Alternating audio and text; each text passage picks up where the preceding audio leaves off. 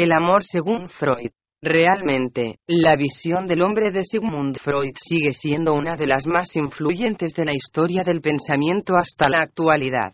Y precisamente, los impulsos amorosos y sexuales del hombre tienen un lugar destacado en la psicología. En el fondo, Freud cree que casi todos los supuestos grandes ideales son reducibles a los instintos más básicos. Por ejemplo, la gente que lucha en el mundo por los grandes ideales, en el fondo, estarían sobre todo preocupados por demostrar su valía ante las hembras, aunque para los hombres pasaría de forma completamente inconsciente esta motivación real.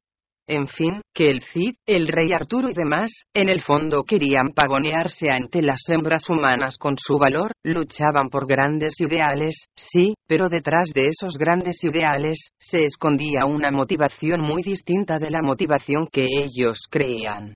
Y esta motivación, por supuesto, sería sobre todo una motivación amorosa y sexual.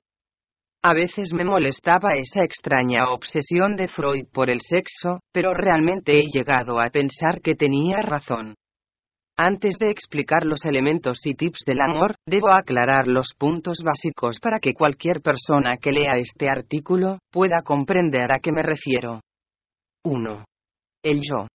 Es la parte más racional de nuestra alma. Con el yo pensamos, y pensamos de forma lógica y racional. El yo intenta satisfacer los deseos más íntimos que tenemos, pero lo hace de una forma racional y ajustándose al principio de realidad. O sea, no alucinar, buscar soluciones sensatas y posibles. Por tanto, el yo en la psicología de Freud corresponde a la parte más racional y sensata del hombre. 2. El ello. El ello es similar a eso que denominamos lo inconsciente. Son los deseos más profundos y los anhelos más insospechados que nos surgen del fondo de nuestro cerebro. Todos nuestros instintos se esconden dentro de la dinámica del ello: el instinto sexual, el instinto de alimentarse cuando tenemos hambre, el instinto amoroso, ese amar a alguien porque sentimos muy fondo que lo tenemos que amar. Por lo general, el ello es muy egoísta, solo piensa en satisfacerse a sí mismo, satisfacer sus deseos sexuales. Satisfacer sus ganas de amar aquello que le da placer. Satisfacer sus ganas de comer. Satisfacer sus ganas de tener un bonito chalet en una cara urbanización de lujo. El ello solo busca su propio interés y está dispuesto a arrasar con todo para satisfacer sus propias ganas de tener placer y riquezas, y para ello, finge, miente, manipula, distorsiona. 3. El superello. El superello corresponde un poco a la moralidad humana y a los grandes ideales, que también influyen de forma decisiva en nuestra economía psíquica. De hecho, se opone drásticamente al ello. Por ejemplo, el ello puede ver un gran pastel de boda, y el ello dice al yo: cómete el pastel. Pero el yo es un mediador entre el superello y el yo dice: voy a preguntar al superello a ver qué opina sobre lo de comernos el pastel. Y el yo pregunta al superello.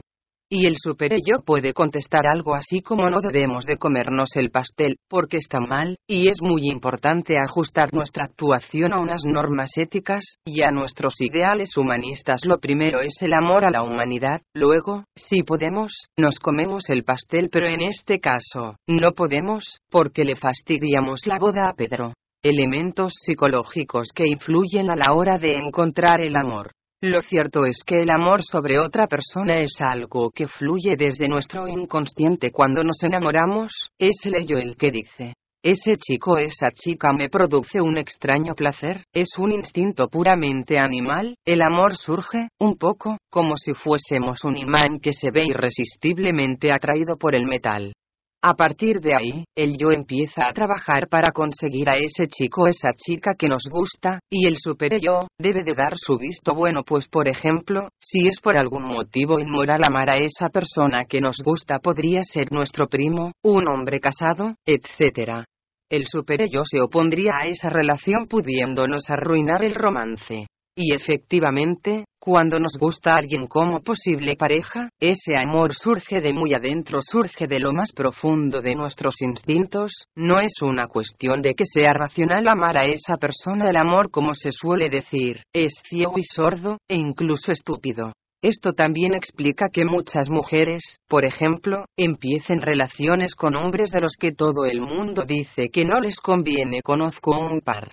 Y claro, todo el mundo dice a estas mismas mujeres, que Andrés, un chico mucho más simpático y formal que ese pendejo loser que no tiene ni dónde caerse muerto que gusta a la chica, es una opción como novio mucho más racional, pero el amor se guía por el ello, no por el yo. Por tanto, la mujer, aunque sepa que va a sufrir, se quedará con el hippie que vende artesanías en la calle, que la toca muy adentro antes de que con el formal Andrés. El secreto del amor según Freud. La realidad es que nosotros, los psicólogos, ahora que conocemos la psicología humana según Freud, podemos usarla para entender a ese chico o esa chica que nos gusta. En el fondo, muchos terminamos eligiendo a una pareja que nos llena los deseos del ello, los impulsos más primitivos, pero que también llena los deseos del yo, o sea, que esa pareja sea adecuada racionalmente para nosotros, que nos convenga, que sea una pareja lógicamente adecuada para nosotros. Y el secreto para enamorar, es precisamente jugar un poco con estos dos elementos psicológicos que influyen a la hora de encontrar pareja: el ello y el yo. 1. Por un lado, cautivaremos el ello de nuestro candidato a pareja, por medio de nuestra pasión, por medio de nuestro impulso, por medio de ser un humano sano, vigoroso, dominante, soberbio, sin miedo, seguro de sí mismo, seductor, con una fuerte pasión que nos sale de muy adentro, por medio de arreglarnos el cabello, las uñas, hacer yoga para tener un cuerpo perfecto, tomar mucha agua para tener una piel hidratada. 2. Y por otro, cautivaremos el yo de nuestro candidato a pareja, por medio de nuestra razón, de nuestra conversación, de nuestro sentido común, de nuestros argumentos adultos y de nuestro espíritu adulto y racional. Por medio de nuestra cultura, de nuestros conocimientos del vino, nuestros conocimientos de psicología, del amor, de todo aquello que nos interesa y que tenemos en común con esa persona que amamos. Si somos capaces de conquistar el ello y el yo de nuestro candidato a pareja, seremos extremadamente felices. En el fondo, buscamos como pareja a alguien que nos fascine tanto por su espíritu de hombre o mujer impulsivo, como por su sentido común, por su capacidad de mantener amenas conversaciones y ser sensato en el día a día. Estos son los dos grandes elementos que nos harán enamorar, y con los que nosotros mismos enamoraremos. Estos son los tres elementos básicos de la psicología freudiana: el yo, el ello, y el superello. El yo media entre el ello y el superello, que son opuestos, pues uno representa los deseos inconscientes más egoístas, y el otro representa los ideales humanos más elevados. Y claro, muchos de nosotros hemos tenido en nuestra vida esa dura pugna entre el ello y el superello. Por ejemplo, enriquecernos a cualquier precio porque eso nos da placer, o respetar en cambio unas normas de moralidad, aunque signifique esto disminuir un poco el placer. En fin, esta es la psicología del amor según Freud.